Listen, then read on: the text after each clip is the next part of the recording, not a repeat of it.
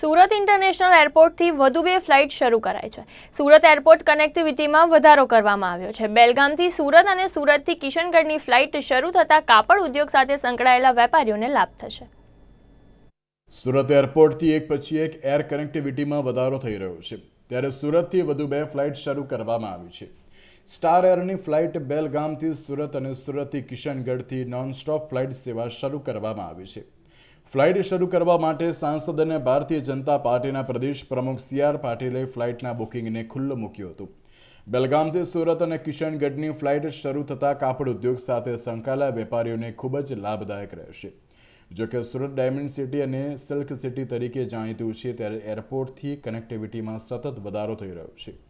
આ ફ્લાઇટ રાજસ્થાન જવા માટે લોકોને પણ લાભદાયક નીવડશે। આ 2 ફ્લાઇટ હમણાં ફૂલ લોડેડ છે। બેલગામમાં પણ 90% પેસેન્જરનું બુકિંગ છે અને કિશનગઢમાં તો 100% બુકિંગ છે। આનો ખૂબ લાભ લોકોને, વેપારીઓને અને મુખ્યત્વે ટેક્સટાઇલના વેપારીઓનો લાભ મળશે, કે ટેક્સટાઇલના જે વેપારીઓ નાના સેન્ટર પરથી આવે છે, આના કારણે આવવું અને જવું સરળ થઈ જશે, એમનો સમયની બચત થશે। એટલે ચોક્કસપણે એ સુરત આવીને પોતાનો વેપાર કે ખરીદી કરીને એ જશે, જેથી સુરતને ખૂબ મોટો ફાયદો અને બાકીના લોકોને પણ આવવા જવા માટે આનો ફાયદો મળશે।